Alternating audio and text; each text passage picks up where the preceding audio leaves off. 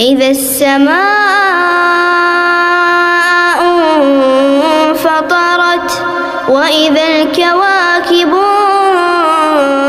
انتثرت وإذا البحار فجرت وإذا القبور بعثرت علمت نفس